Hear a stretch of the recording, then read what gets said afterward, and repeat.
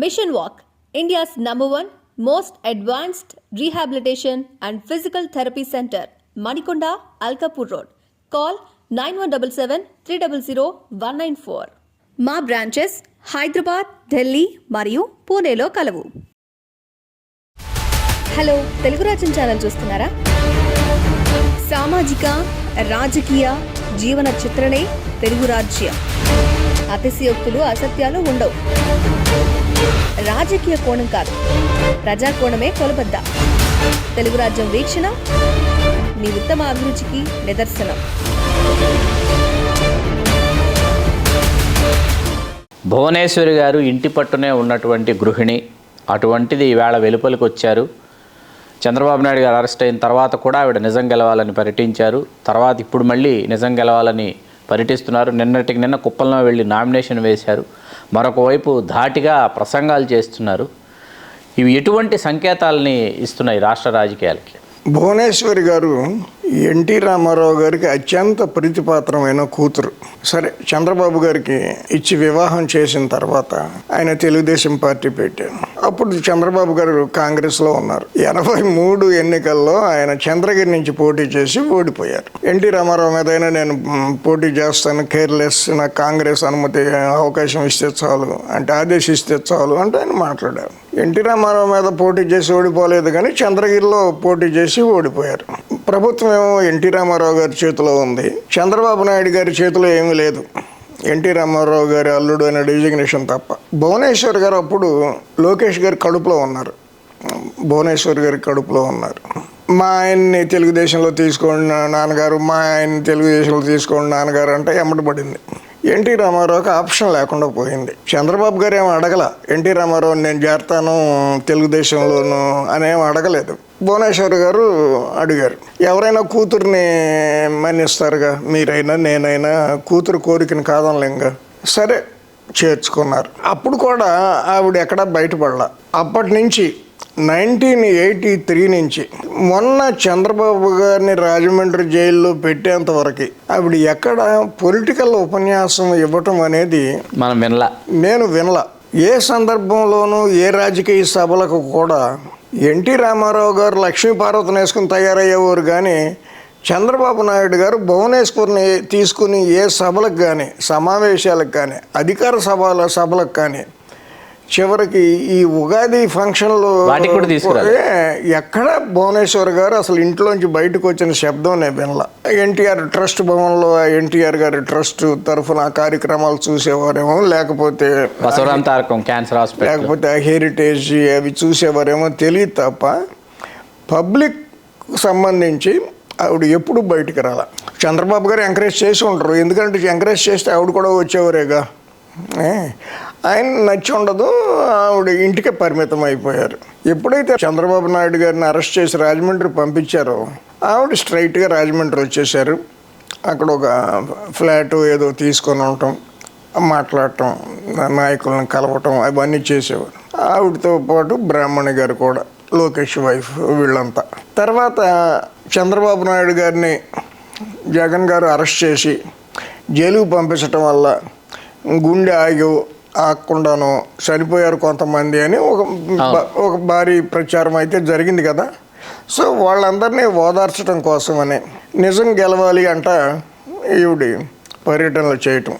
ఆ పర్యటనల్ని తెలుగుదేశం పార్టీ పూర్తి స్థాయిలో సమన్వయం చేయటం, సమర్థించటం, ఆర్గనైజ్ చేయటం, వాళ్ళకి కొంత ఆర్థిక సాయం చేయటం, అవన్నీ చేసుకుంటూ వచ్చారు.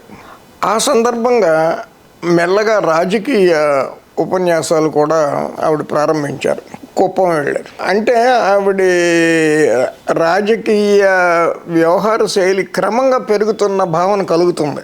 కుప్పంలో నేను పోటీ చేస్తే ఎట్లా ఉంటుందని జోకేశారు అన్నారు.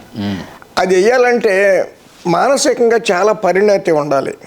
జస్ట్ లైక్ దట్ ఎవరో రాసిస్తే అనలేరు. ఆవిడకి మెంటల్గా ఆ మెచ్యూరిటీ, పొలిటికల్ మెచ్యూరిటీ లెవెల్ క్రమంగా పెరుగుతున్న సూచనలు కనపడుతున్నాయి. నిన్నటికి నిన్న ఆ కుప్పంలోనే ముస్లిం మహిళల చాలా పెద్ద సమావేశం. దాంట్లో అనర్గళంగా మాట్లాడారు. ఏదో పదాలు తడుముకుని రాసిన స్క్రిప్ట్ చూసి మాట్లాడుతున్నట్టు సోనియా గాంధీ గారు ఈ పూటకు స్క్రిప్ట్ లేకుండా మాట్లాడలేరు. కానీ ఈవిడేమి స్క్రిప్ట్ చూసినట్టుగా లేదు. అంటే తండ్రి గొప్ప పొలిటీషియను, భర్త పొలిటీషియను, దాంట్లో తిరుగులేదు, కొడుకు పొలిటీషియను. అందువల్ల ఆవిడని స్లోగా ఇంట్రడ్యూస్ చేస్తున్నారా పాలిటిక్స్కి తెలుగుదేశం తరఫున ఒక మహిళా శక్తిగా అనే అనుమానం అయితే చాలామందికి ఉంది. ఆవిడ్ని ఎంకరేజ్ చేయాల్సి రావడంలోని ఉద్దేశం ఏంటో నాకైతే తెలియదు. కానీ ఆవిడ్ని ఆంధ్ర పాలిటిక్స్కి ఇంట్రడ్యూస్ చేస్తున్నారా, లేకపోతే ఆవిడ అంత ఫ్రీక్వెంట్గా ఇన్వాల్వ్ అవ్వాల్సిన అవసరం ఏముంది అనేది ఉంది.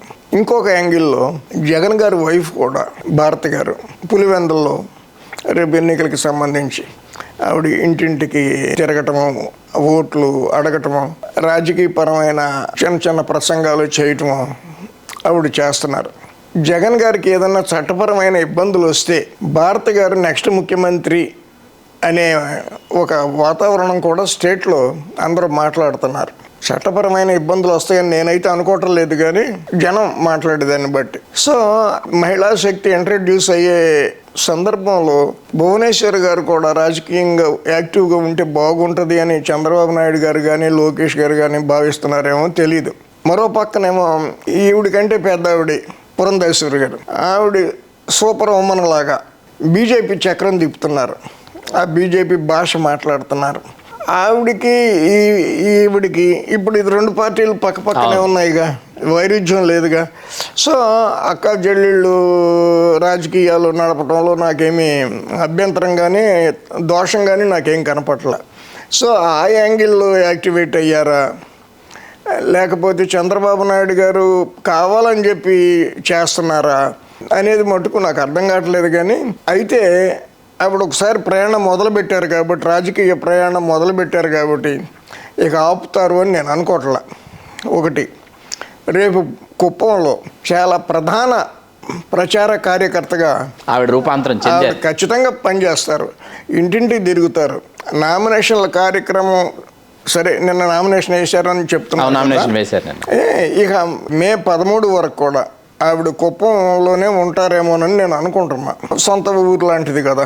సో దీనివల్ల ఏంటంటే ఇది ఒక రకంగా వెల్కమ్ చేయదగిన డెవలప్మెంట్.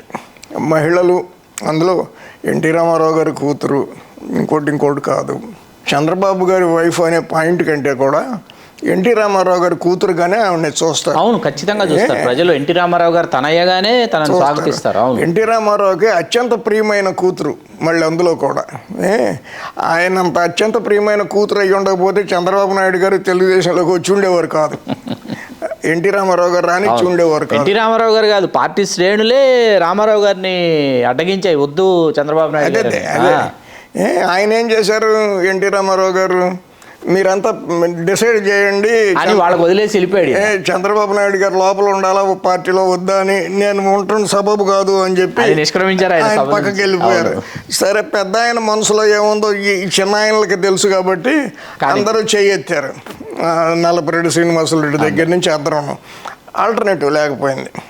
సరే అది గతించిపోయిన చరిత్ర, ఇప్పుడు జనరేషన్కి అది తెలియదు, వేరే సంగతి. కానీ భువనేశ్వర్ గారు రావటం, యాక్టివ్ పార్ట్ తీసుకోవటం, ఎటువంటి సందేశాన్ని ప్రజల్లోకి పంపించినప్పటికీ ఆవిడ రావటం మటుకు ఆహ్వానించదగిన పరిణామం అని నేను అనుకుంటున్నాను. Thank you sir, thank you viewers. నమస్తే, నేను మోనిక. తెలుగు రాజ్యం ఇక ఊరూరా రాబోతోంది. దినదిన ప్రవర్ధమానమవుతున్న తెలుగు రాజ్యం ఛానల్కు 2 తెలుగు రాష్ట్రాల్లోని 42 లోక్సభ నియోజకవర్గాల నుంచి న్యూస్ కంట్రిబ్యూటర్స్గా వ్యవహరించడానికి యువతను ఆహ్వానిస్తోంది. జర్నలిజం పట్ల ఆసక్తి, కనీస సామాజిక రాజకీయ పరిజ్ఞానం, స్థానిక పరిస్థితులపై మంచి అవగాహన, స్థానిక పరిచయాలు, గౌరవప్రదమైన జీవనం ఉంటే సరికొత్త సామాజిక విప్లవంలో మీరు కూడా భాగస్వాములు కావచ్చు. మీ అంతరంగాన్ని ఆవిష్కరించవచ్చు. ప్రతి లోక్సభ నియోజకవర్గ పరిధిలో 2కి అవకాశం ఉంటుంది. 30 నుంచి 35 ఏళ్ల మధ్య వయస్కులై జర్నలిజం పట్ల అభిరుచి, ఆసక్తి కలిగిన యువకులు తమ వివరాలు, జీవన విధానం, ఆసక్తి గల ప్రాంతం, పాస్పోర్ట్ ఫోటోతో కలిపి ఈ దిగువన నంబర్కు వాట్సాప్ చేయొచ్చు. నంబర్ 8125150555.